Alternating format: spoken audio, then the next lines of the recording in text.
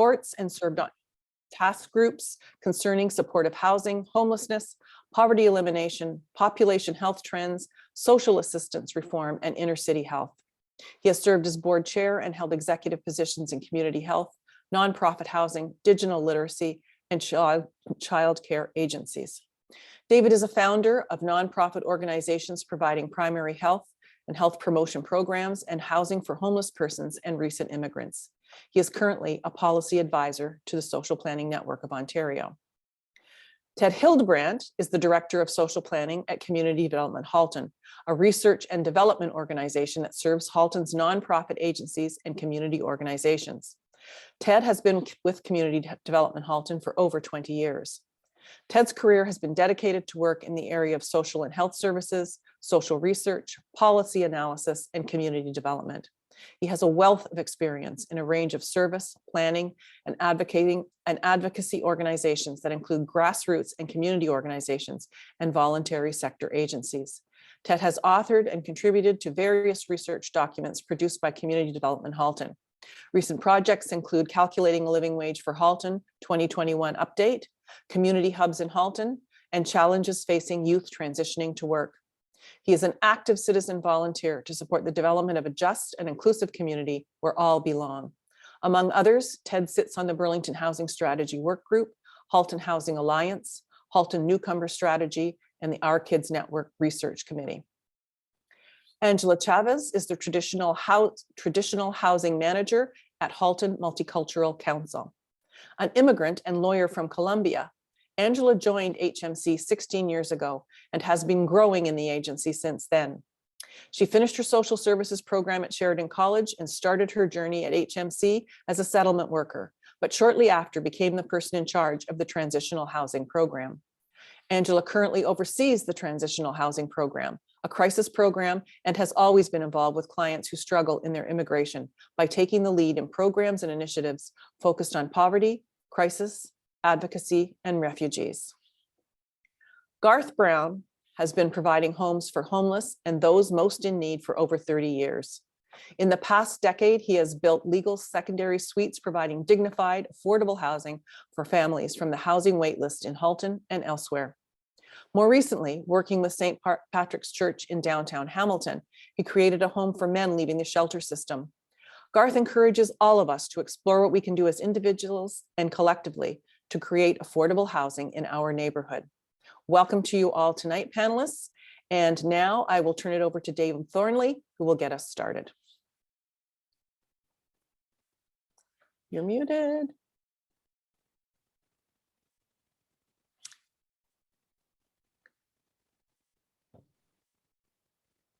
Okay, am I there? Yeah. Great. Thank you, Maureen. And thanks to everyone for hosting this very important conversation this evening. I've been part of housing policy conversations spanning, I hate to admit it, but almost 40 years. Most recently, I've come to appreciate the potential of the social commons as a way of thinking sort of larger about things and looking beyond the limitations of some of our current policy approaches. This was brought home to me recently as I listened to a CBC Radio Noon call-in show in January, where economist Frank Clayton was arguing that higher interest rates and speeding up development approvals were somehow going to solve our affordable housing crisis. As nonsensical as these solutions are, and anyone who's spent any time looking at housing will know that speeding up the approvals process at best might explain 2 to 3% of the problem as opposed to any significant portion of it. They form part of a larger problem in recent years, including Premier Ford's own hollow promises about affordable housing, which have been given quite a bit of prominence in media sources. I felt like I was listening to solving the housing crisis version of the recent climate change satire, Don't Look Up. In devising serious solutions, it's important to remember and understand our history and how we arrived in this place. To paraphrase Santa Ana, those who don't learn from history are doomed to repeat its failures.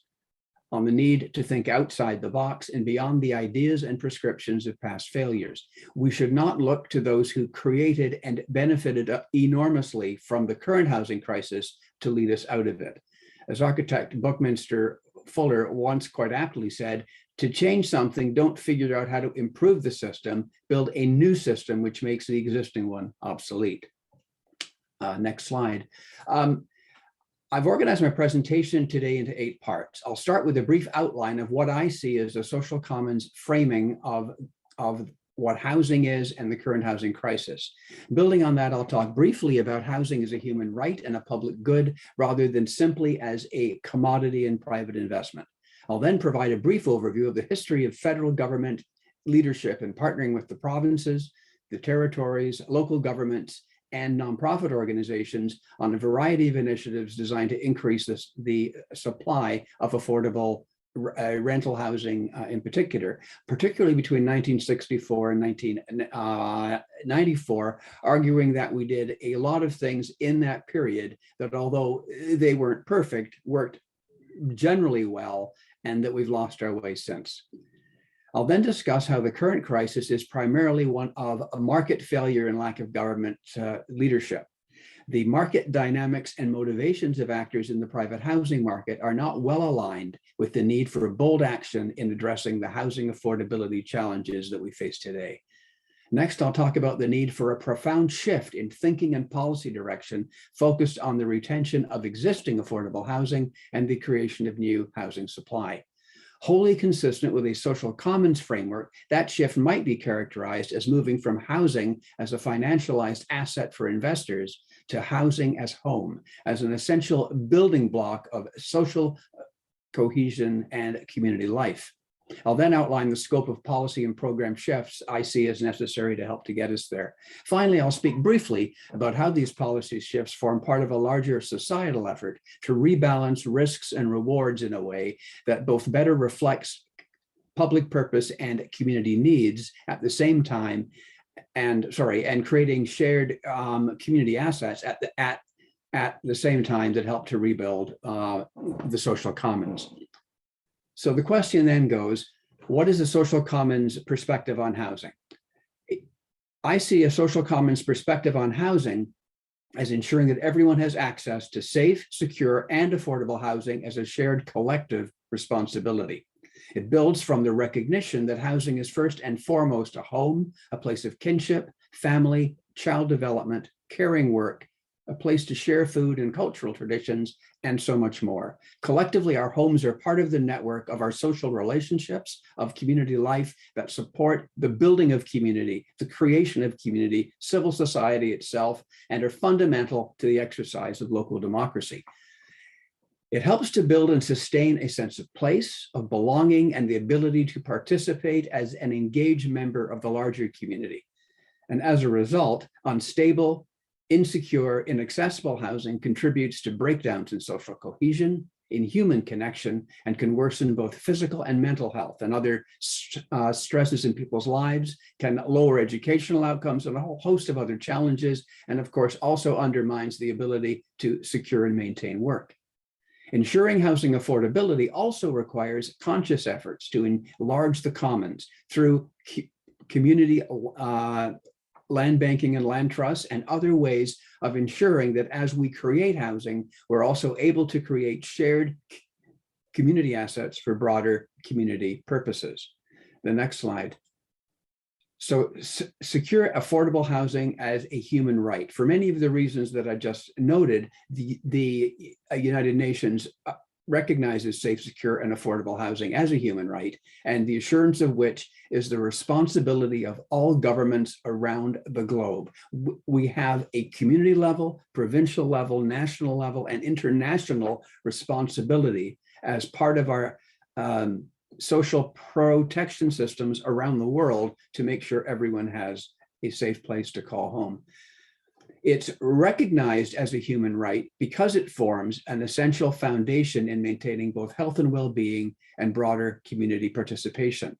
Like adequate income, decent work, health and education, a place to call home provides a stable foundation in supporting life transitions, meeting personal goals, engaging in productive work and community service.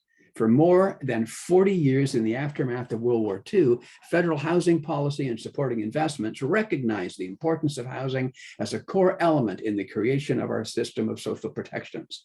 There was a clear recognition of both senior levels of government that the private market was not equipped to meet the housing needs of most low and modest income renters. For most of the last 30 years, they have abdicated their responsibility to ensure the provision of adequate supply of affordable housing. And in my view, this is a betrayal of public trust, where still they have allowed policies and programs to support the erosion of our existing housing stock. So let's just have a very brief history lesson. I'll try not to go on for too long, but with the creation of what was called Central Mortgage and Housing Corporation, now Canada Mortgage and Housing Corporation, in 1946, the federal government was able to lead several sustained efforts to support affordable home ownership and to create both public housing, 100% rent geared to income housing, and later social housing, a mixture of affordable market housing and rent geared to income housing across the country. Ensuring access to affordable and secure housing was a major public policy thrust and commitment of senior levels of government for 3 decades. Early efforts focused on the creation and financing of affordable home ownership, particularly focused on veterans who are coming home from the war, as well as limited what were called in those days slum clearance projects in inner city areas such as Regent Park in Toronto. On the policy and financing side, CMHC was also instrumental in supporting senior levels of government to facilitate the consolidation of the then nascent land development industry. As a result, from the mid-1950s to the early 70s, vast tracts of rural areas became consolidated holdings of only a couple of dozen companies. In Ontario, the Design for Development strategy, which happened in the late 60s to the early to mid 70s, included massive land acquisition projects of government itself in 3 different places in Ontario: Pickering just outside Toronto, Prescott in Eastern Ontario, and Nanticoke on the North Shore of Lake Erie. And the idea was that governments would actually work with the private sector to build entirely new towns and cities. Hard to even imagine, I mean, that kind of vision today, but both of those ideas were largely abandoned as the 1970s moved into the 80s, and neoliberal ways of thinking were in fact taking hold of our economy by that point. On the rental housing side, minority governments in 1963 and later 1972, where the Liberals required the support of the NDP at the time, each provided opportunities for an expanded federal role. So broadly speaking, there were 3 important periods. The 63 to 73 period was focused on public housing, and there was senior governments working with the private sector and the development industry to build large amounts of private rental housing, which in that time was to a significant degree also reasonably affordable housing. From 1973 to 94, the focus was on social housing, nonprofits, and cooperative housing primarily, typically with 30 to 50% of those units rent geared to income and the rest were sort of reasonably cost market housing. And then from 1995 onwards, the government largely withdrawing from any direct role in housing supply. Prior to 1990, federal and provincial governments, as I noted earlier, understood that you needed government leadership in order to build rental housing that was affordable to low and modest income renters. Now, I'm just going to pull up a table very, very quickly. This gives you a high level sort of picture of that period, and I'll just highlight 3 broad patterns. First, that public housing and then social housing contributed at least 20% of rental housing production throughout the period from 1970 to 1995, increasing to more than half of all rental production between 85 and 94 as the private market contributions declined. That the private rental market contribution declined dramatically between 1980 and 1999, as you can also see from the table. And that in the period from, sorry, I lost my train of thought there. From the period from 1980 onward, in a 20-year period, it produced less housing than it was typically producing in a 5-year period from 1960 to 74. Only rent controls, which despite its shortcomings did moderate rent increases reasonably well in general between 1980 and 2010, remained to prevent an even more devastating situation. But in the last decade, various loopholes in government policies to promote and enable financialization of rental housing assets have significantly worsened this situation. On to the next slide. So let's talk a little bit about market failure and the current crisis. To summarize then, there are three broad trends contributing to the problem of market failure and the current crisis, although in fairness, it's market failure and a combination of government neglect. First, the withdrawal of senior levels of government from their historic role in funding the supply of housing for those on low incomes. Second, the failure of local governments to link the massive increase in land values that has been associated with housing intensification efforts in a way that transfers a part of this unearned increment into public land banking and lower cost housing commitments. That's a fundamental error, and that needs to be corrected by changes in our land use planning regimes. Third, the financialization of existing rental housing stock through REITs, a residential, I forget what the E stands for, sorry, residential market investment trusts anyway, and mortgage-backed securities that are taking existing affordable rental stock out of the reach of many renters. Let's take a moment and look at each of these in turn. The continuing reliance on market-led solutions to our worsening housing affordability challenges. It can't be the primary solution. Far from ensuring the creation of housing which is affordable to all income groups, our land use planning and financialization models have skewed the market in ways that have made matters worse over the last 20 or 30 years. We don't have a housing supply problem. We have a failure in the housing market. It's not designed to meet the housing needs of people of all income groups. It's designed to make as much money as it can, providing housing for whoever can afford to pay for it. And the REITs are real estate investment trusts. There it is there. Sorry, I just see it in my notes. In fact, research suggests that financialization models such as the REITs are taking 15 times as many units of affordable housing off the market as we are creating through government action. So it's a losing proposition all around. REITs and other financialization models now own or control more than 20% of the private rental stock in the entire country. They didn't even exist, 30 years ago, and now they control 20%, and it's growing by the day. Since the late 1990s, REITs have taken 250,000 affordable rental units off the market. They've been upgrading these into more expensive and higher profit producing properties. They've also received preferred tax treatment, and the federal government helps to underwrite their mortgages. A recent report by Acorn Canada and Canadians for Tax Fairness pointed out that the tax deal alone has cost the government $1.2 billion in revenue since 2011. This trend, coupled with the weakening of rent controls since 2015, has resulted in tenants being displaced and many facing increases of 10 to 20% in a year and being forced out of their housing. While some jurisdictions, including British Columbia and Canada and several larger US cities, are exploring ways of ensuring that housing intensification efforts can result in modest amounts of affordable housing, we need to set the bar much higher. We are asking ourselves the wrong question. The real question should be, why should private landowners be entitled to all of the unearned appreciation in land and development values resulting from public decisions on future land use? Shouldn't that windfall largely accrue to the entire community, with only a portion of it going to the people who are developing the property? At a minimum, shouldn't the public receive at least 50% of increased development rights for various public purposes, including nonprofit housing, including transferring ownership of the land upon which such publicly funded developments would occur? Next slide, please. In terms of home ownership, there are three broad trends here also contributing to the problem. The lack of meaningful controls on speculation and absentee ownership, which can erode both affordability and supply.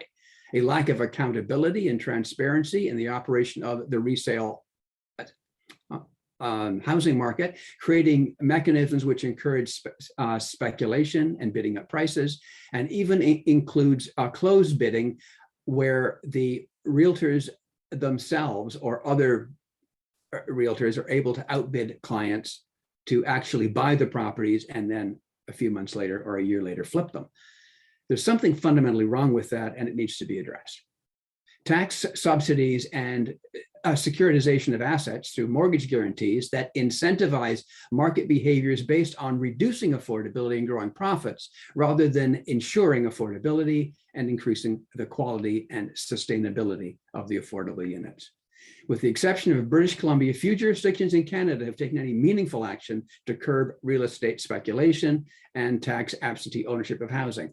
But the current BC effort is focused on smaller properties and the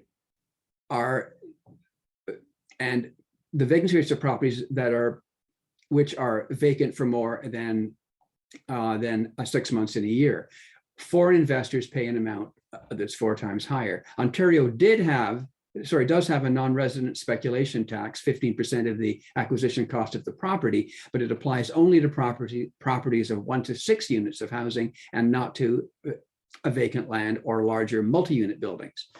In Ontario, we did enact a land speculation tax a long time ago in 1974 under the Bill Davis government, and lasted only 4 years. That plan was set at 20% of the selling price. Principal residence as well as public lands and non-profit properties were excluded. At the time, housing prices in the GTA were increasing 15 to 30% a year, and that tax did bring the increases on for the next 5 years consistently under 10%. So let's go to the next slide. What we need to do is to move from a model of home as financialization models to a foundation of a community life. Senior levels of government must reassert their historic role in funding the supply of housing for those with low incomes. Local governments must be supported with planning tools that allow them to ensure that the massive land value increases associated with intensification efforts can be transferred into public land banking in the creation of low-cost housing. Basic flaws in the structure of the resale housing market that creates the mechanisms of speculation and the bidding wars on prices need to be outlawed or significantly curtailed. Meaningful controls on speculation and foreign ownership can both reduce affordability and supply must be strengthened. And finally, a review and refocusing of financialization of existing rental housing stock through the current REITs and mortgage-backed securities needs to turn into something that is designed to ensure the retention of existing affordable rental units and maintaining their quality over time. So what are some of the shifts that we need to start thinking about? We need to view the housing market as a way to support households to make life transitions. That includes for children leaving home, new family formation, child rearing, empty nesters, intergenerational housing, supportive and transitional housing, student housing, and aging in place housing for our elders, instead of warehousing them in long-term care homes. Housing options must be seen within a network of neighborhood and community assets, including social supports and services, health and education, libraries and community resources, and access to nature and parks. Affordable housing must be seen as part of a broader strategy to create livable local communities where people live, work, and play. I'm just going to give you on the next slide a contrast between 2 different housing models. One is the St.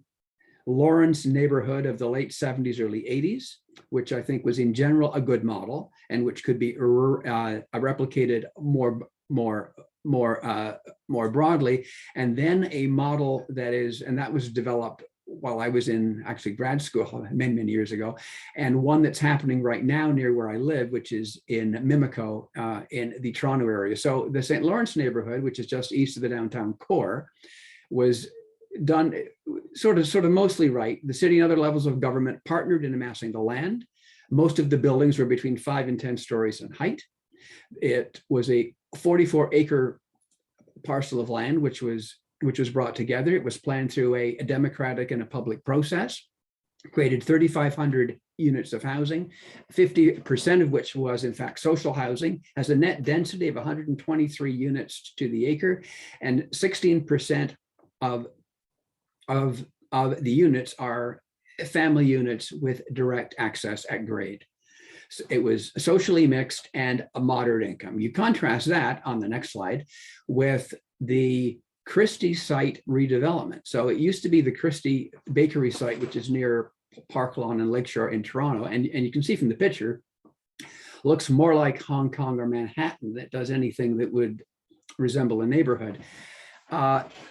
It is 28 acres, so it's a little under 2/3 the size of the St. Lawrence project, but it's going to house 7,440 housing units. There will be 10 buildings, 40 stories or higher, the highest 71 stories. Virtually every building, with a few exceptions on the entire site, is 25 stories or more. There is no plan for social housing, and there's a net density 3 times that of the St. Lawrence neighborhood, or 350 units per acre or higher. It'll have 450,000 square feet of commercial office space, 460,000 square feet of retail shops, restaurants, and entertainment facilities. It'll have a hotel, limited park and grade related public space. 3% of the total site, 3%, not 30, not 13, 3. Not socially mixed, and the majority of renters could never afford to live there. Well, that's what's starting to happen in Toronto and in other areas as well, and I'm sure that you're experiencing it here, is this idea that we squeeze every last possibility to build higher and higher and higher, denser and denser and denser, because I, as the developer who owns the property, can make the most money that way. There has to be a balance between livability, sociability, meeting the housing needs of the entire community, and not just about the biggest profit imaginable. That's just not a big enough, a reasonable calculation for how we create housing in our society. So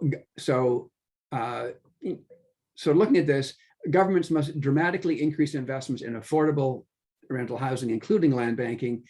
Neighborhood plans for the creation and retention of affordable housing must include both neighborhood supports and community assets as part of a development plan. Housing options must be adaptable and be able to respond to the changing needs during life transitions. It must be required to provide housing that is affordable to every segment of the community, measured at the level of the poorest 10%, the next poorest 10%, all the way up. Every income group should be able to find housing, because every income group is part of our community and part of who we have to be able to house. Preferential tax treatment and mortgage underwriting of existing REITs must end and be refocused, as I said earlier, on the retention of the affordable housing stock, maintaining its quality and livability over time. Rent-to-own models might also be part of the solution, where you pay slightly higher rent, but you earn equity in the project over a 15 or a 20-year period. On to the next slide. So rental housing solutions. In the rental housing market, we have a huge affordability problem, but we do have a critical supply shortage as well, because the private sector, by and large, can't afford to build rental housing that most tenants can afford. So it requires significant government action. I would urge 4 actions specifically. In partnership with provinces and territories, commit to a bold national housing plan to create 1.5 million units of housing over the next 15 years, 60% of which would be nonprofit and co-ops, 20% would involve the acquisition of existing affordable rental stock, 10% would support various kinds of supportive housing, and another 10% would support transitional housing and the end of homelessness, and a plan to end homelessness once and for all, with the creation of new units based on annual targets, typically at least 30% of total housing starts. That's the level of government funding we need to solve the housing crisis. 5% of housing starts is not going to get it done, because we have a generation of deficit funding, which we have to catch up on. Eliminating any tax breaks and mortgage guarantees to the current REITs, as I talked about earlier, and creating a starter home rent-to-own program where you could create enough equity to be able to actually buy the home in 15 or 20 years. So the next slide. On the home ownership front, in addition to a starter home program, a land speculation absentee ownership tax to curb the behaviors which drive up prices and limit supply, greater accountability and transparency, as I talked about earlier, in the real estate brokerage industry, including open bidding processes and outlawing the ability of agents to purchase and flip properties, seeing that as a conflict of interest. You're either in the resale market sort of brokering, or you're buying houses, but you can't be both. Looking at partnerships between, excuse me, between government, credit unions, and local banks to finance and build affordable housing on community land trusts. The next slide, thank you. So we also need, as part of this exercise, the need to rebalance risks and rewards. If we're going to address the housing challenges, we have to look at the question, who's being put at risk by the current system and who's reaping the lion's share of the benefits? Are the rules and incentives of our current planning and financial systems balanced in a way that both meets our collective responsibility to provide housing as a basic human need, while at the same time ensuring a functioning market and that public investments accrue benefits to the entire community and not just to developers? As I said earlier, who are facing the risk? Well, from 2011 to 2016, more than 320,000 private rental units became unaffordable to tenants with incomes under $30,000. This trend has continued largely unimpeded in the last 5 years. Research suggests that affordable rental units are being lost 15 times faster than we're creating new ones. Who is facing the risk? Primarily low and modest income tenants. Who are reaping the benefits? REITs and other financialization models have been incented to take more than 250,000 affordable rental units off the market. They receive tax subsidies totaling $1.2 billion in the last decade alone. Developers get massive unearned profits from intensification plans, while the public decisions which generate the benefit fail to generate community land trusts or social housing with the windfall. We need to rebalance risks and rewards. We need to reduce risks through government and community action. Replace the REIT subsidies with a plan to acquire and upgrade 300,000 units of private rental housing over the next 15 years. A mixed income social housing model to build 60,000 units of nonprofit and cooperative housing over the next 15 years. A housing first transitional housing program of 150,000 units over the next 15 years to end homelessness. Strengthened rental protections to ensure affordability and reduce evictions, ongoing, permanently, not watered down and made almost useless. Using intensification efforts to rebuild affordable housing and livable communities. We need to redesign our planning and zoning tools such that intensification plans capture public and community benefit, including the ability to create land trusts and affordable units. We have to expand our concept of inclusionary zoning with a focus on shopping districts, main streets, and transportation hubs, and as of right zoning for second units on larger lots. We need to ensure that community facilities, service hubs, and walkability and access to nature trails and bikeways are always part of such plans. Next slide, please. So bringing this back to the social commons. All of these changes are completely consistent with a social commons understanding of the role housing plays in the larger society. Let me finish by just briefly making those links. Access to housing is a collective community building effort and responsibility. Housing is not first and foremost a means of amassing wealth, but rather a home, a place of caring, of raising children, and a family. It is vital to sustaining community life, civil society, and a healthy local democracy. It contributes to a sense of belonging and our ability to participate as members of the larger community. This is what we need to build. This is what we can build, but we need to change the systems within which development happens in order to do that. And that's the end, I think, for now. And if you need to to reach us. That's how to reach us at socialcommons.ca. If you want to subscribe to our newsletters, you can do that as well. And I'm looking forward to the rest of the presentations and our conversation tonight. Thank you. Thank you so much, David. Really appreciate that. And now we will hear from Ted. Great, and I'm just going to share my screen.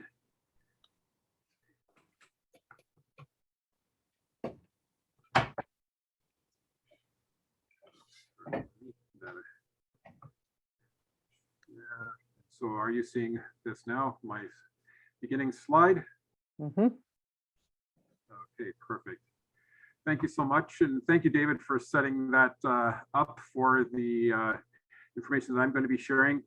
I'm going to be doing more, as a number of you will know, I work for Community Development Halton, and one of the things I do is a lot of data crunching and bringing information and data into the community. And so I'm going to be taking you through some of the information about what our community looks like, and particularly in relation to housing. So population growth. Now you can see this data goes only to 2016. We're waiting for our 2021 census. In fact, next week we will be getting those first official population numbers, and we'll be able to actually put this graph out to 2021. But we know that Halton has as a community has been experienced tremendous growth. You can see, between 2011, 2016, Halton overall had a growth of just over 9%. But between 96 and 2016, Halton saw a growth of over 60%. So that's pretty significant. Of course, as you can see in this chart, there's a lot of this has been fueled by the tremendous growth in Milton. And those proposed provincial growth targets for Halton region would see the population grow to over 1 million people over the next 30 years. And so while we're waiting for those population numbers to be released next week from the census, Stats Canada did release some population projection numbers that as of July 2021. And when you look at those numbers, we see that Halton's grown between 2016 and 2021 about by 13%, with most of the growth happening in Milton, which saw a growth of about 25%, and Oakville, which has seen a growth of about 14%. And so as our populations grow, we've also seen an increasingly diverse population settle in our communities right across Halton. And this table here shows some of the growth between 2011 and 2016 for Indigenous, racialized, and newcomer populations. We can see that Halton's growth rate for these populations had some significant increases. And you can see, in terms of Aboriginal identity, 36% increase, visible minority racialized residents, a 55% increase, and newcomers by 41%. So as our population grows more diverse, what are the considerations we need to make as we develop housing for all? And a part of the population that makes a significant portion of Halton's population are older adults. Halton in 2016 has had 82,000 seniors, representing about 15% of the population. And this is an 83% increase since 2001, compared to a 25% increase for the total population. So you can see that, you can understand that the older population is definitely growing much more quickly. And this is, of course, as a result of the baby boom generation reaching this stage of life. We also know that people are living longer, with the 85 and over age cohort growing the fastest, accounting for 14% of the senior population in 2016. So again, as we think about some of the solutions and ways that we can be addressing housing that David started to talk about, how are we planning our housing options for a growing older population? I think that's going to be really, really critical. We've also seen a growth in one-person households, people living alone, and that's transformed many aspects of Canadian society, particularly the housing market, where there's been a growing demand for smaller individual living quarters, as well as the retail market, which has expanded the number of consumer goods and services targeted towards solo living. As you can see in this chart, this trend has been going on for some time across Canada, and mirrored, you can see pretty well, and almost in a similar trend, and just a little bit lower in when we look at the city of Burlington and other communities. Of course, you see in Milton, in fact, that the one-person households have decreased, as we've seen a lot more families settling and younger families settling in Milton. But you can see this growth of one-person households, you know, in Burlington, for example, means that 1 in 4 households are comprised of one person in 2016. And again, as we wait for some of the new census data, won't be until September that we will see some of the new housing data from the 2021 census. But when we look at those that are living alone by age and sex, the breakout, you can see that as we see those individuals that are living alone, you can see the dynamics of older adults that are living alone, with 44% of those living alone in Halton over the age of 65. And as you can see in this chart, the reality that women live longer than men is shown here. Many seniors who are widowed still occupy the home they once shared with their spouse. And so how does this phenomenon impact what we consider as we look at various housing policies and options? And then I think another important consideration in our community is, of course, we know that Halton, as many communities are in the GTA, a commuter community. This chart shows the major out commuter, that is workers that lived in and worked outside of Halton. That there's a west to east orientation, which isn't surprising. Almost 90% of the out commuters were destined to 3 municipalities. So people leaving Halton were going to Peel, Toronto, and Hamilton. In commuters, so those workers who lived outside of Halton but then worked in Halton, come also from these 3 municipalities and represent about 77% of the total. But the major source of in-commuters from the city of Hamilton. And in 2016, over 35,000 Hamiltonians worked in Halton, representing 51% of the out-commuters from Hamilton. And it's probably safe to say that this pattern reflects the cost of housing in our respective communities, although obviously I think it'd be really interesting to see this when the new census data becomes available, because we know that, of course, housing prices have changed dramatically particularly in this 5-year time period. And so what are the challenges that this information highlights when we're developing housing policies and options? Now, when we look at home ownership and rental, Halton is a community where about 80% of households are in owned dwellings, and about 1 in 5 rent. And according to the most recent data that we have available from the Toronto Regional Real Estate Board, the average sale price of a residential home in Halton is now over $1.3 million. And that's increased by about 32% since December 2020. And as was mentioned in my bio earlier, I'm sitting on the city of Burlington is currently undergoing a housing strategy. I'm sitting on the working group, and a report was released in December that went to committee called Housing Needs and Opportunities. And consultants that were looking at the affordability of home ownership compared to affordable house prices, looked at income deciles and found that the only affordable options in Halton, actually, not just in Burlington, but they were looking specifically in Burlington, but I think this would be not a stretch to look at all of Halton. That households needed to earn over $164,000 on an annual basis to afford even a condominium apartment that's sold for around $575,000. If they had unless they had a down payment greater than 5% or spent more than 30% of their income on housing costs.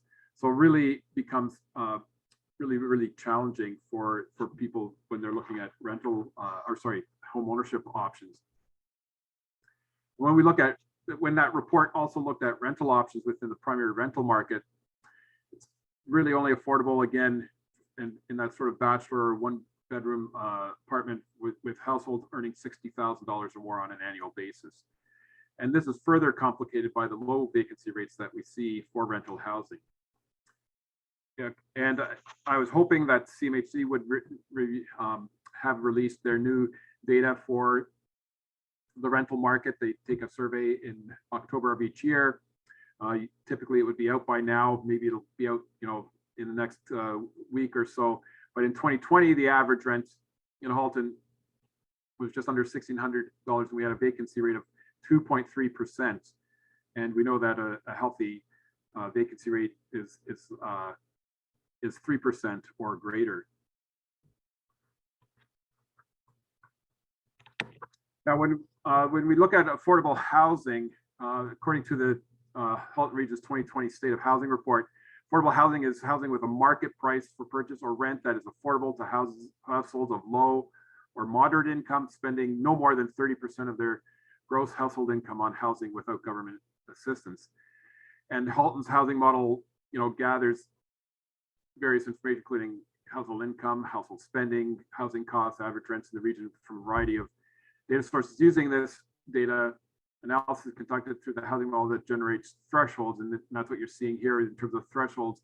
And you can see that about just under 26% new unit sales in Halton were at or below the affordable threshold, with an average price of $409,000.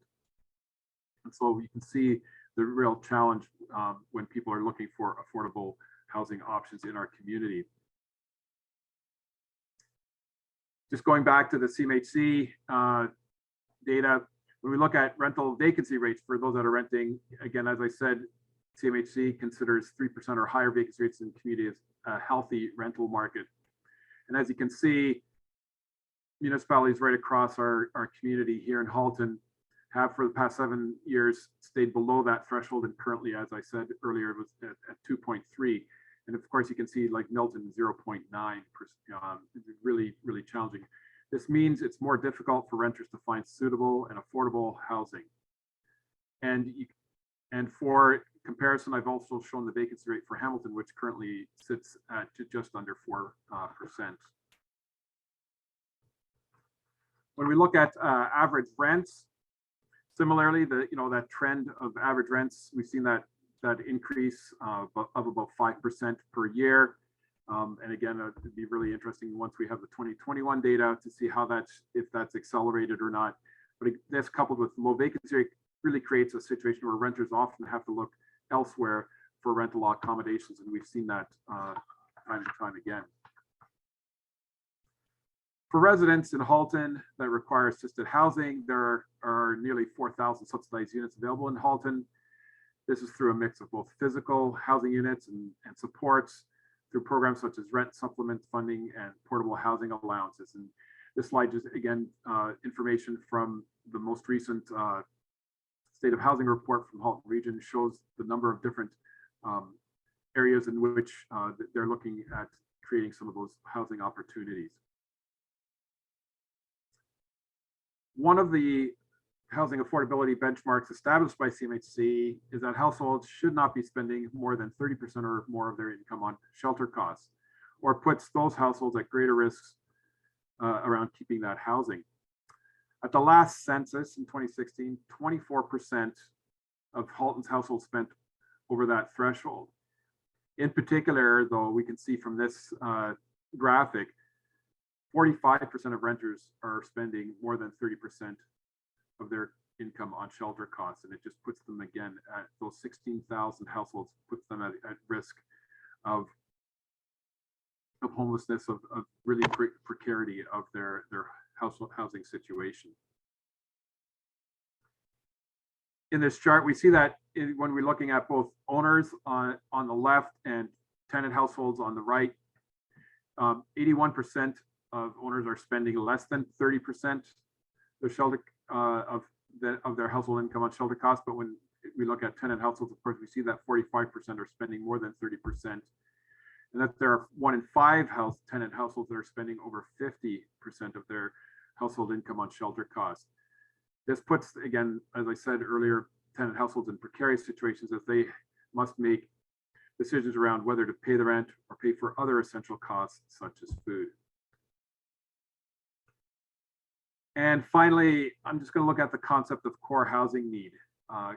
Core housing need is made up of looking at data such as inadequate housing, unsuitable housing, and unaffordable housing. So inadequate housing is that requiring major repairs. Unsuitable is if there's insufficient bedrooms for the size and composition of the household, and unaffordable, of course, spending more than that 30%. And over the decade between 2006 and 2016, we said in Halton, there's been a slight decrease in inadequate and unsuitable housing, but unaffordability rose by a percentage point. Overall, we see that core housing needs rose slightly over this decade, driven primarily by unaffordability. Looking at various housing policy options that can address all these core housing elements is critical in addressing housing needs of residents of Halton. And one last thing that I'm just going to throw in, something that I saw just today, the recent development in Hamilton, looking at addressing those at the most precarious end of the housing spectrum, those that are homeless, and there's now something called the Hamilton Alliance for Tiny Shelters that seeks to empower people experiencing homelessness, and it's tackling it in practical ways by setting up warm and safe tiny cabins that for those living unhoused in the Hamilton community.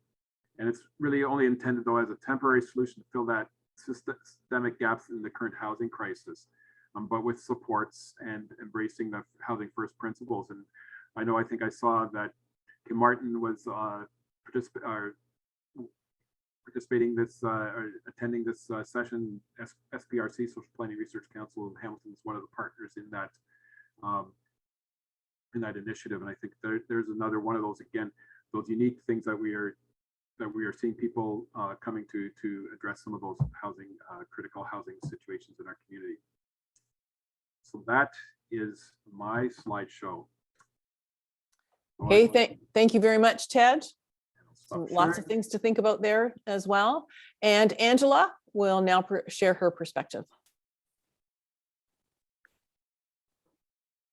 Good evening, everyone. Thank you so much for the invitation. So as per my bio, I will be introducing the issues from the lens of newcomers. So I would like to call myself an expert in housing solutions after being in the sector for more than 15 years, sharing different tables, discussions, boards, committees in different capacities. However, I think I call myself an expert in housing issues. I must say that there has been some progress, and now government at different levels are at least listening, and they realize that now they have a huge issue from coast to coast. And right here in Halton region, which is called one of the most affluent communities in Canada, we have seen these more and more every day. So supports are rolling down, but unfortunately remedies are coming late and very slow. The rapid growth of poverty and homelessness is leaving behind attempts for solving a situation that definitely is pretty critical right now and is affecting Canadian-born and new Canadians without discussion. I invite you to see some of the aspects that make housing one of the most pressuring issues in our region for the newcomer population. So the immigration status is definitely a barrier to access housing, and even more when you are a refugee claimant. A refugee claimant is a person that is in Canada not by choice, but because of war, hunger, or diaspora. And when they come to Canada, again, not by choice, the majority of them landed here without even knowing what are they going to do, where are they, no clothing, no language, and suddenly relying on Ontario Works. So we all know that Ontario Works rates are definitely non-sustainable to keep a family afloat. This actually keeps families and individuals falling into poverty. And another issue for the refugee claimants is the backlog and huge delay in refugee hearings. So I have in my pool of families, families that are already settled down, kids are at school, Canadian-born kids, they have been in Canada for over 5 years, but they are still unstable because the refugee board has not called them for a hearing yet. So they don't have a permanent status. They are always thinking, how about if I'm ever sent back home? And of course, for a landlord, it's pretty difficult to offer housing to someone that you never know if it's going to suddenly leave the country or is going to be accepted or unaccepted. So in the eyes of a landlord, renting to a refugee claimant is always a very risky situation. Also, newcomers face language barriers. Some of the permanent residents that come here on their employment program or permanent resident program might come with language skills, but refugee claimants, I wouldn't generalize, but because of the situation, how they land in Canada, many of them do not speak the language. So that's another barrier to access housing. As I spoke before, the unsustainable Ontario works rates, I'm just going to put an example of a family that I currently have in my transitional housing program, a lady from Syria and a child, a 4-year-old child. No husband, no family, no relatives, no nothing, no language.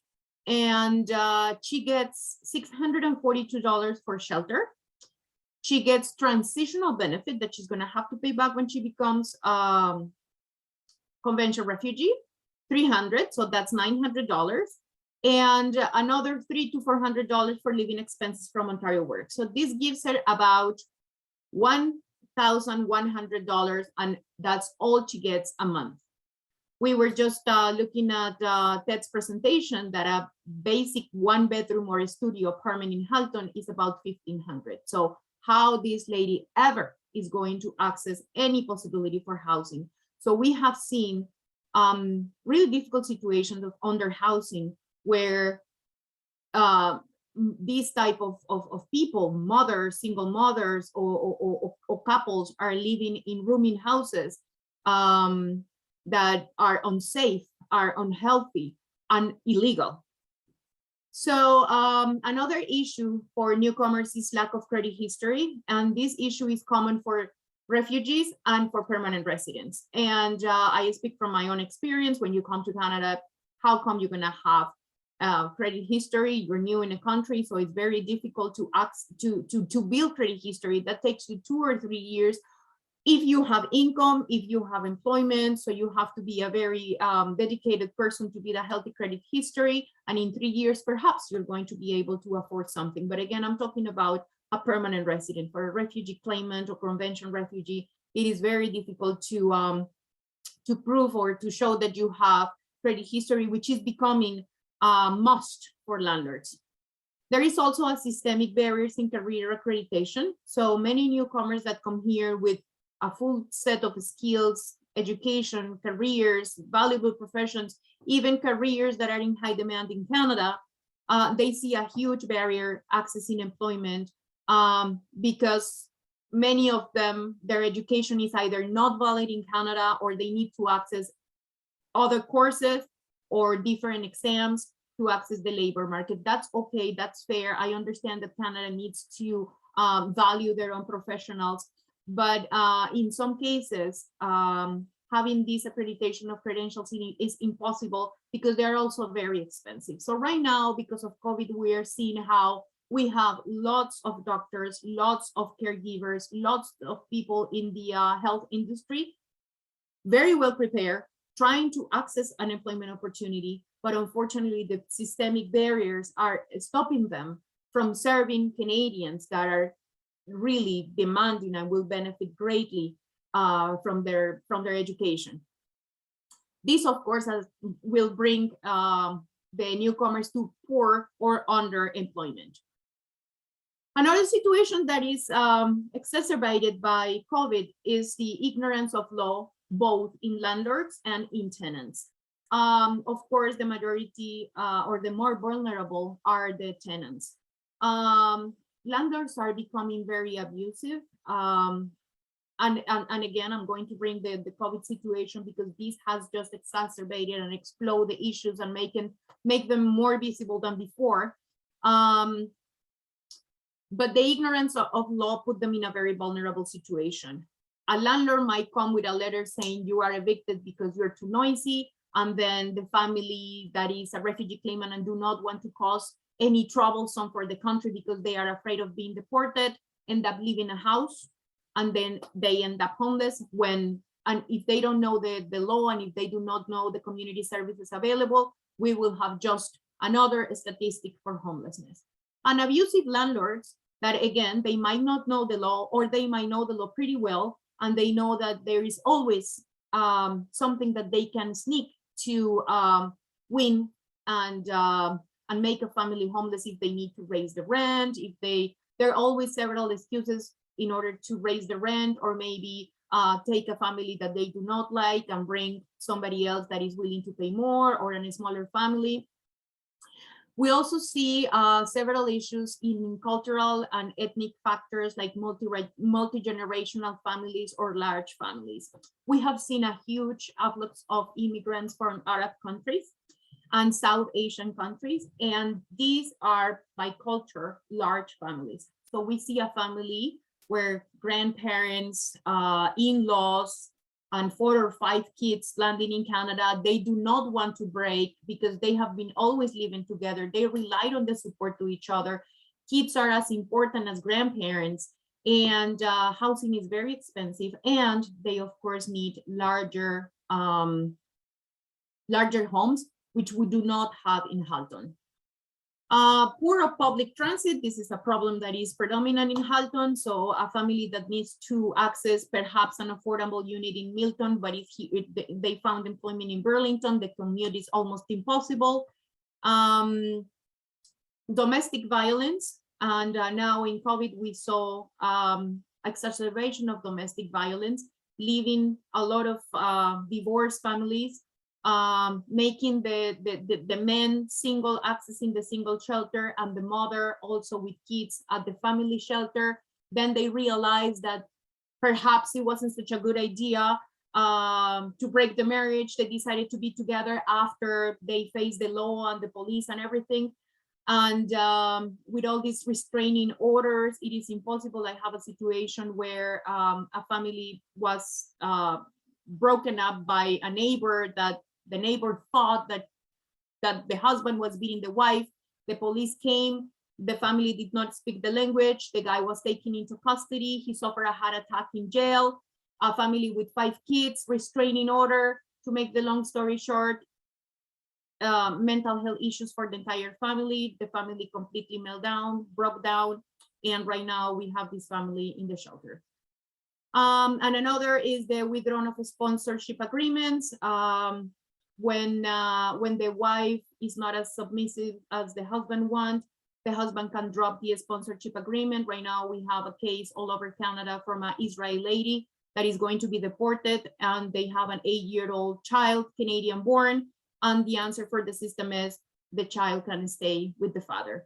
So, as you said, many of these issues are also issues faced by Canadian born, but these are the most pressuring issues faced by newcomers and new Canadians in accessing housing. Thank you so much for the presentation. And now I leave the floor to Maureen. Thank you very much, Angela. And next up is Garth. We'll share my screen here. Good evening, everyone. Should get to work. There we go. I thank certainly Poverty Free Halton and Social Commons for inviting us to come together tonight. This is my first introduction personally to Social Commons, so it was great to see like-minded individuals and a real philosophy that can make a difference in the world.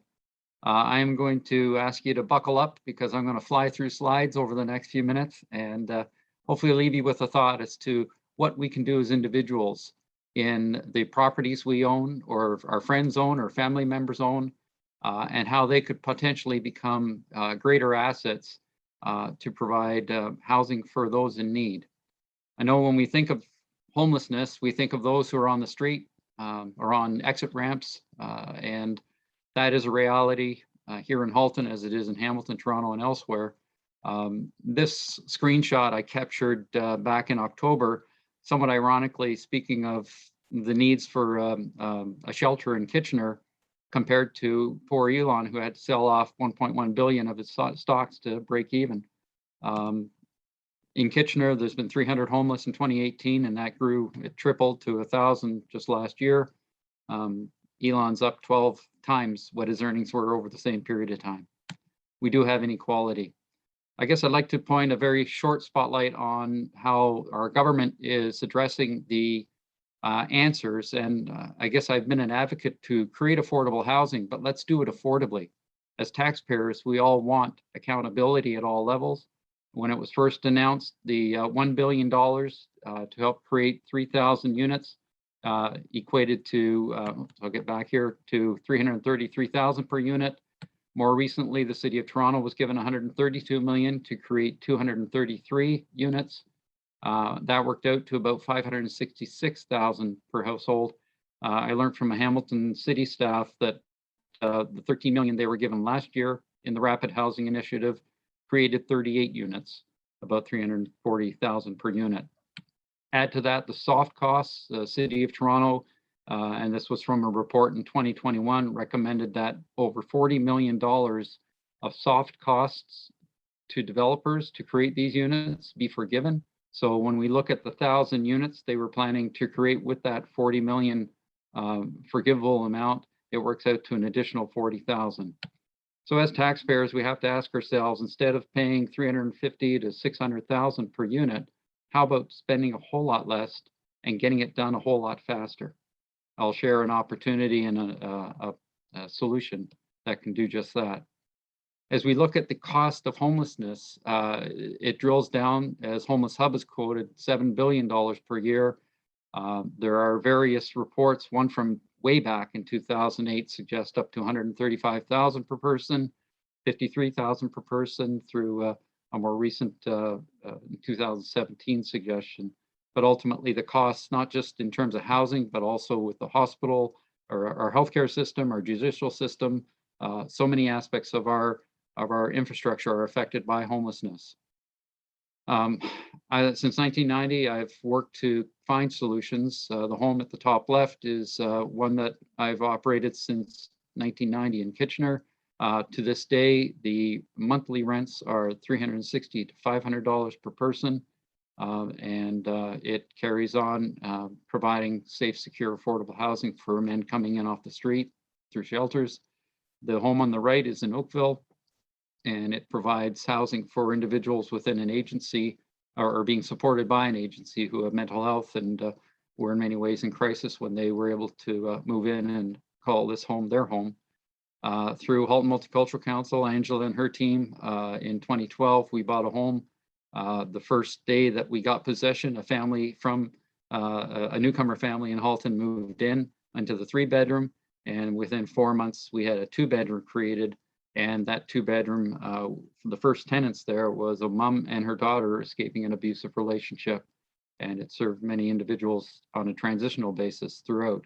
The rent that was provided was shared. So the families living in those homes would pay 30% of their household income, which, as you can appreciate, would vary throughout their course of living there.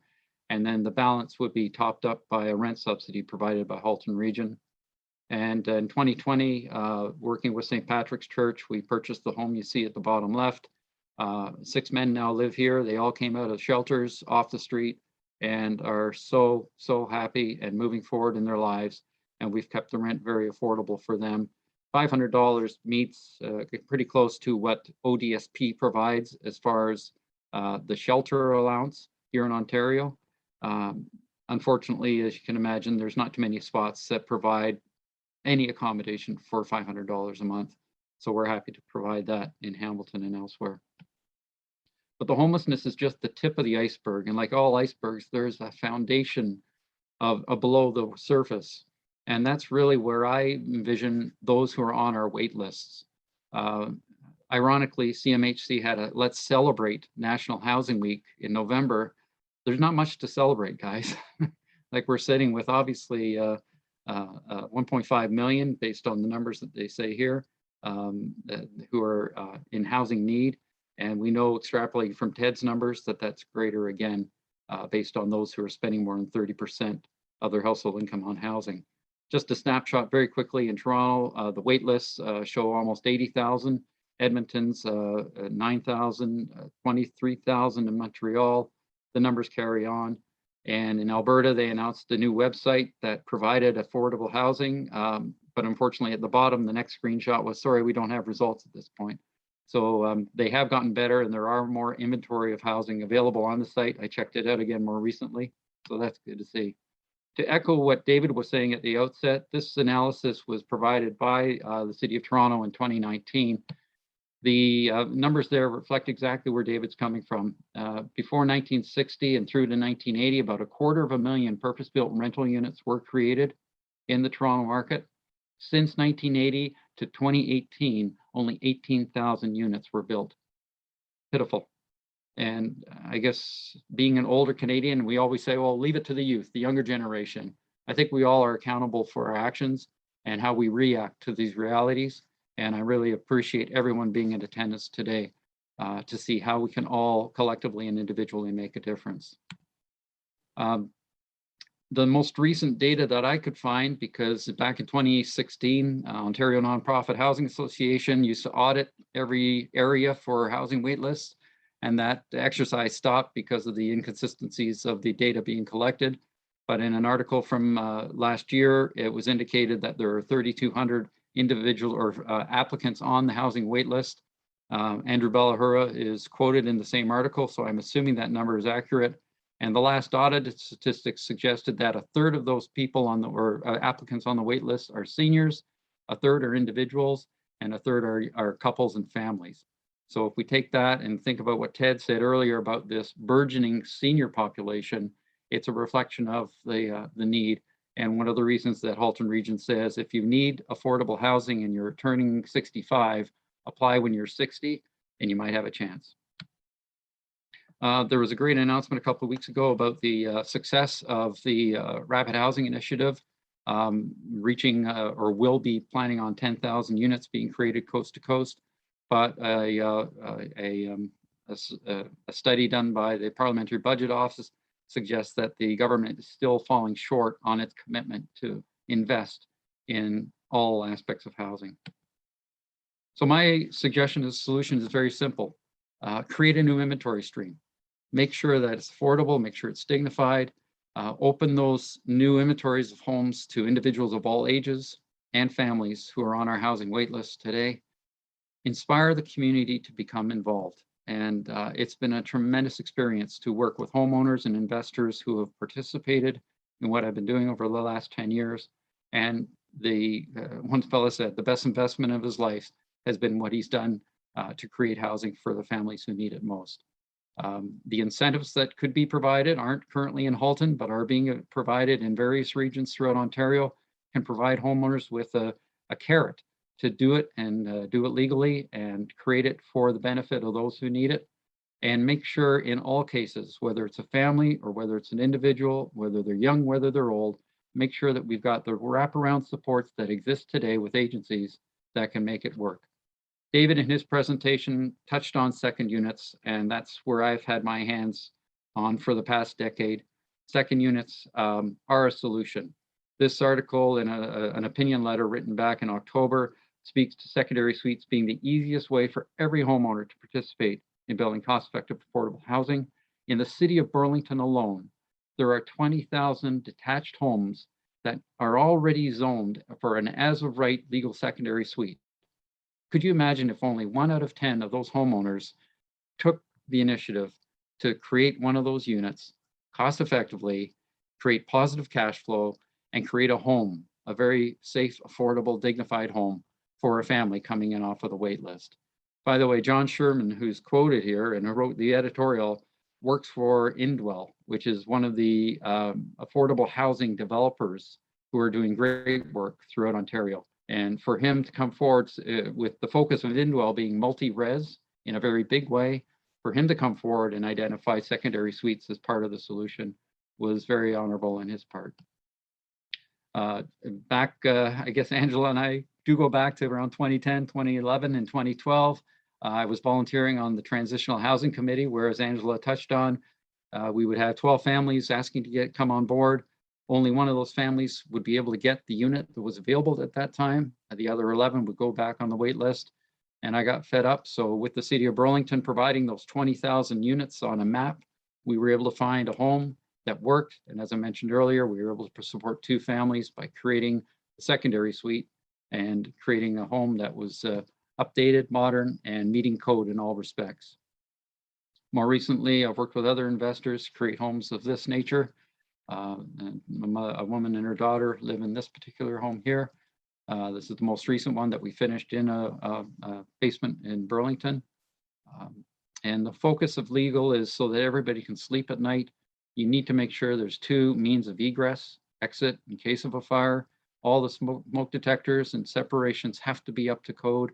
And if parking is required, as it currently is in Burlington and Oakville, Hamilton has just waived it in their downtown core. But in Halton, you still need to have an extra parking space for that individual living in the unit. Again, it's all about peace of mind. Another exciting venture, and this is where, as Angela mentioned, there's a real lack of larger homes for rent in Halton, 2, 3, 4 bedroom homes. So a suggestion, a lot of older individuals are aging in place and they don't want to be migrating to a long-term care facility or a retirement home anytime soon. They want to stay on their property where they're close to their friends, their family, their neighbors, their doctors, their services. So here's the solution. In Burlington today, in Oakville today, you can add an addition to your existing home. It can be attached to the foundation wall and you're off to the races. That new addition can be, in this case, a 1-bedroom, ground floor, mobility-friendly arrangement that provides you the opportunity to stay in your home, migrate to this unit, and then have the existing 3 or 4 bedroom bungalow or 2-story that you've got available for a family that Angela supports or other agencies in town are desperate in need of. So this direction is one that is a great appeal to homeowners. And to the point about home ownership, I've been working with a lawyer here in Burlington who has indicated that there is a cooperative or a co-ownership model that is certainly doable and legal, where if the interest is there, whether it's parties that are known to each other or family members for that intergenerational consideration, or possibly a total stranger who you just want to help get moving forward in their lives, the co-ownership contract or agreement could be created in such a way that the new resident on that property, whether it's in the existing bungalow or if it's in the secondary suite that's created, could come into an agreement with the existing owner and create an ownership model that could be lasting and life-changing.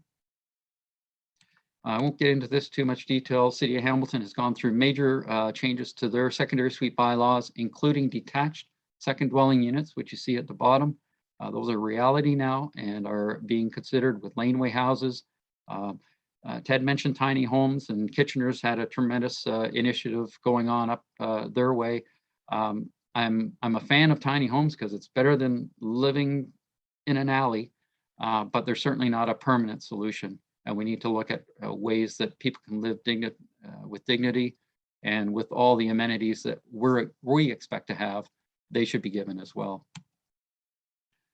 In terms of return on investment, I won't get into details here, but bottom line, with the allowances Halton Region through the Housing Help Center is offering of $1,600 a month for a 2-bedroom, definitely, even considering the mortgage payment on the actual construction itself and other expenses, plus other tax deductions, there can be $1,000 a month cash flow clear on the initial investment of, let's say, $105,000. So there's definitely double-digit returns here, as well as growth and equity of the property and so forth. I always say, please check with your financial advisor. So again, I guess I should have updated this slide because I mentioned earlier, developers get anywhere from $150,000 to $350,000, and as we can see, including soft costs, can get up even higher than that, whereas a secondary suite can be built. And if Halton Region wishes to, like Niagara Region, Waterloo Region, Simcoe, and other areas of Ontario already have in place, they can offer a forgivable loan of up to $30,000 per unit to homeowners who want to move forward in this direction. I stress it's not being offered today by Halton Region, but let's hope and pray that they see the light and see the opportunity to create the right programs moving forward to provide incentives for homeowners to move forward and do what needs to be done to create the housing stock we need to solve this problem. Again, inspire everyone to help fill the void. A suggestion, and with HMC, and this is a draft, I've discussed it at arm's length with the various agencies you see here. All of these agencies, including Angela's, have wait lists of individuals who are looking to find, and families who are looking to find a home. If Halton Region could work collaboratively and use secondary suites as the key to the housing shortage in this market, we could have a brighter tomorrow for so many people. Agencies could write to their donors, supporters, affiliates, encouraging all of those involved to consider a portion of their home or property as part of the solution, and could move forward accordingly. I've set up a website which gets into speaking to all of the groups involved in this solution. And I've even on it listed who to call and who to reach out to find out the most up-to-date information about secondary suites, the bylaws around them, and the opportunities to create them within a home or residence or property. So this is my information, and I tried to go fast. Hopefully I wasn't arrested for speeding. If you have any questions, I'll be happy to answer them. Thank you very much.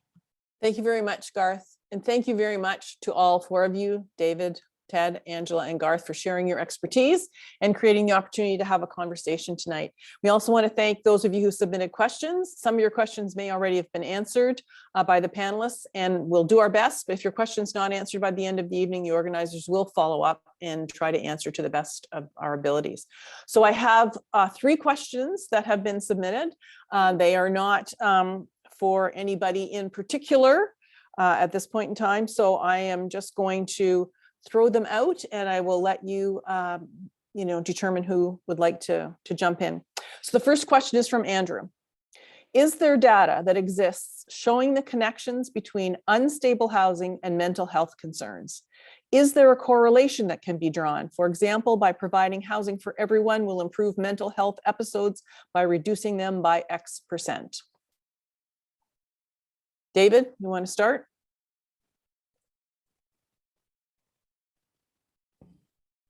I can take a stab at starting that. I've been the executive director of 2 community health centers in my various job roles. I've worked with a lot of agencies that were dealing with a lot of people who had various kinds of mental health and addictions, challenges. Is there evidence? There is mountains of anecdotal evidence. There is lots of direct first-to-first, person-to-person helping story experiences. It is in a lot of background research reports, often as a secondary factor. But what it boils down to is many people who are dealing with mental health and addictions challenges in their lives, the biggest thing in their lives is a lack of stability. And so housing is an absolutely core anchor in providing the stability in a person's life. So if you're a person who is 1 or 2 events away from your life essentially spinning out of control, which is what happens, stable housing is an absolute must for a lot of people who are working with mental health and addictions. And I remember one particular individual that we were working with when I was out in Guelph. And this is a person who had been to the Emerge at the hospital there, I think 12 or 15 times in the previous year. And we were working very, very closely with that person to maintain stability in their lives, and found them a place which wasn't a permanent housing, but it was a stable place to live. And we were probably seeing them every 2 or 3 weeks. And we got a call from the hospital about 6 months later, and they asked, are you seeing this person or are they dead? Because the person hadn't turned up to Emerge in 8 months, and they couldn't believe the person was still alive if they hadn't actually, turned up. And it was all about, we had put a series of supports around them, but the most important piece of that support was finding stable housing. Absolutely no question about that. Thanks, David. Does anybody else want to jump in, or shall I move along? Okay, I'm moving along. Second question. What tactics would you recommend for governments to tackle the problems in land speculation and absent owners? Will additional taxes on vacant homes be enough, or do we need additional tactics to fight this behavior? Anybody like to jump on that one? Well, I spoke to that in my presentation to some extent. I mean, I think we should have a land speculation tax in place at all times, and it should be doing two things at once. It should be dealing with absentee ownership, but it should also be dealing with flipping. And the question is, you can construct a taxation regime so there are financial penalties with turning over properties in less than 24 months. It becomes much harder the further that you extend that beyond 24 months. But in a 24-month window, with certain exceptions for people's life circumstances change, you're transferred into a different job in a different place, and you have to sell your house or whatever. But there are lots and lots of properties that are vacant. There are lots and lots of properties that aren't being occupied for major parts of the years, that are just there for Airbnbs and investment income that's being, raked in. That kind of stuff, I think, ought to be fairly heavily taxed, because if housing exists, it should be occupied, and we need programs in place to make that affordable. I want to speak very briefly to Garth. I think in my presentation, I was giving a very macro picture, and so I wasn't giving the kind of attention which I ought to have been to the small and incremental stuff, which is absolutely vital. What Garth is describing could be providing half of the housing that is, transitional housing, and making a difference in our communities. And it isn't happening on the scale it needs to. There's no question of that as well. Thank you. Anybody else like to? Okay, next question. So, and this directed to anyone who might want to jump in on this. What impact will an increase in the minimum wage to $20 have on access to affordable housing? How many people might that increased income put housing options within reach of that they don't have today? Or would the impact likely not be that significant? Well, I can start with that, and maybe if somebody else will want to jump in. As some of you know, we calculate a living wage in Halton, and currently the living wage that we calculated for 2021 is $20.35. So that works out pretty well to that $20 an hour number that was referenced. And we know that at that stage, and this is still using, I would say, still on the conservative side in terms of what it would take for people to live and participate in our community, because we use a weighted average of family of four, a single adult, and a single parent with one child.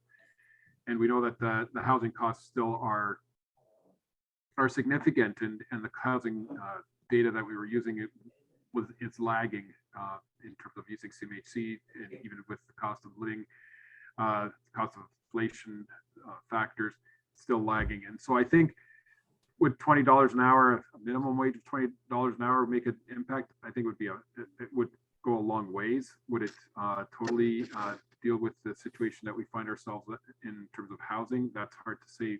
It's a combination of what's available. And I think, some of the things that Garth was raising, as I mentioned, the city of Burlington with their housing strategy, if you have an opportunity to look at their housing opportunity needs and opportunities report, a lot of the different solutions that Garth was talking about, secondary suites or accessory dwelling units now is the new language for the secondary suites. So you'll see that instead. But there's a lot of and inclusionary zoning that David was talking about. So a lot of those topics are mentioned in the report and are actually right now. There's a number of different actions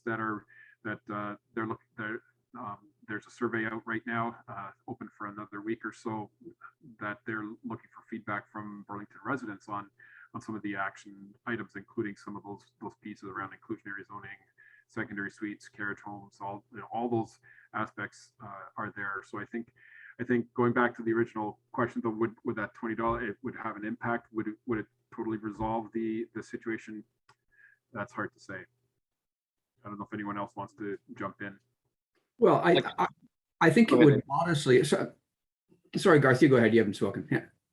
I'll just say, I just did the math at 20 or 20, even $22 an hour times 40 hours a week times 52 weeks of the year. That's 45K.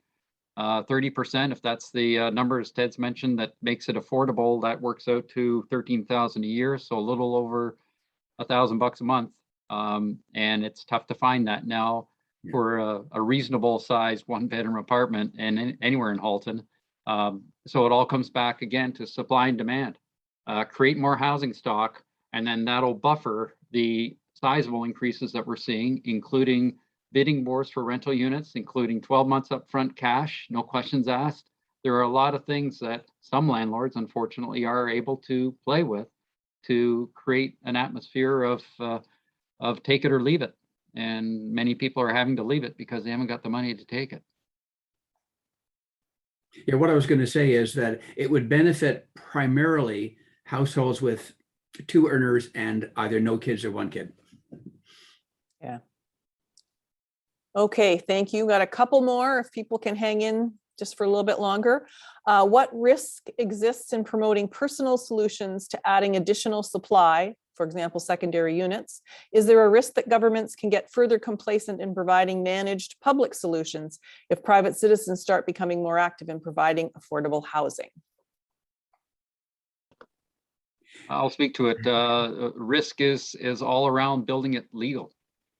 Making sure that you're creating a safe, secure space for someone to live in that is has got the egress and the fire separations in place, that provides an opportunity to live in a neighborhood that is well serviced in terms of some of the things David talked about, the green space, the retail areas, the banks, the doctors, everything close by. It's all around intensification. So we're using our existing suburbs and neighborhoods rather than building out into farm fields. And there's certainly a lot of reports that speak to that. So it all comes back to making sure that it is a move forward. Not everybody wants to or ever dreamt they would be a landlord, myself included. But ultimately, once you get into it and you realize it's all about building relationships, there's some people I've been, I guess a landlord to for many, many decades now who are still close friends. And in some cases, still tenants. So it's all around how you perceive it and how you build it. But that's one area that I believe Halton Housing Help is a tremendous asset within our community. They're a group who work out of Halton region, who will work with landlords, traditional landlords, as well as new landlords, to help them navigate the way through selecting a tenant, working with a tenant, making sure there's communication front end and throughout the tenancy so that there are no surprises along the way. So they do great work, and they're available to everyone and anyone just by dialing 311 and asking for the Housing Help Office. Anybody else? I would just add to that the depth and the enormity of the challenge ahead of us is such that if we can correctly get the public's attention on how much needs to happen, the fact that 10 or 15% of it can be done in the way that Garth is describing isn't a reason not to do the rest of it. Okay. Would you be able to explain? Would you be able to simply explain what land banking involves and also what a land trust would look like? Simply, okay. In essence, what you're looking at is there are lands already which are publicly owned. There are lands which are owned by organizations like religious organizations that might be willing to make sort of part of their land available, or a community college or a school or a university campus or whatever. There are surplus public lands that are owned by boards of education. So any of those kinds of properties can be brought together and made a community land trust. And it's basically just a legal way of structuring that this land is now held in trust on behalf of the community for these kinds of purposes under these kinds of conditions. Great, thank you. Okay, and the last one I think we can probably cover fairly easily given the title of what we're doing. What is the meaning of affordable housing? So we've been talking about affordable housing. What exactly do we mean? Is there a definition? Okay, I'm going to start on that one because the problem with trying to define affordable housing is always in the interest of some governments to define it in a way that doesn't really address the problem. So for me, affordable housing, it has to be looked at the household level. Is it affordable to a particular household? And so housing can be incredibly expensive, but it's always going to be affordable to the 1%. So no one's going to worry about that. But housing needs to be affordable to every 10% of the population. So the poor is 10%, the next poor is 10%, the third poor is 10%. And what we were doing in Ontario for a long, long time, from the 1990s, I mean, up until, I mean, now really, I mean, under the Liberal government, they would define affordability as it's affordable to the 60th percentile. So they'd basically look at the people who were 40% down from, you know, the wealthiest people and say, if they can afford it, it's affordable housing. Yet the housing sort of wasn't affordable to the bottom, you know, 40% at all. There was no housing for them, and yet they're 40% of the population. That kind of playing with sort of numbers and definitions is essentially, it's intellectually dishonest, and it isn't very helpful, because to have a definition of affordability that 4 out of 10 households actually can't afford isn't really affordable, is it? Okay, thank you. Anybody else? Yeah, Ed? and I'd agree. I mean, you know, I did talk about, you know, those official, you know, definitions, not spending more than 30% of your household income on shelter costs, and I'll also reference back to that Burlington Housing's report, the Housing Needs and Opportunities report, where the consultants found, you know, again, you have to have that household income of 100, you know, to afford a house in Burlington of 164,000 or more just to get a condo apartment. Never mind even a, you know, anything larger. We're not even talking about, you know, a semi or a row house or anything that nature, right? And same with rental at 60,000. So it's really channeled. And one of the interesting things that some of the language that has been thrown around, instead of talking about affordable housing, they talk about attainable housing, which is an interesting twist of words, or at least it's been floated out there.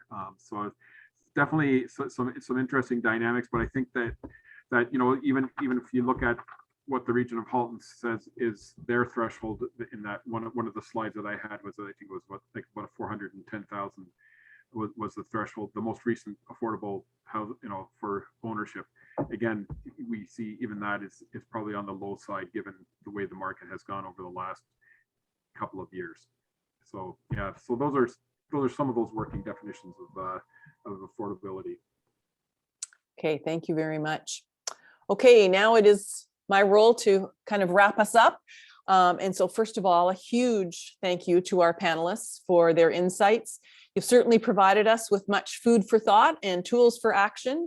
And we thank you for your time, sharing your time and knowledge with us here tonight.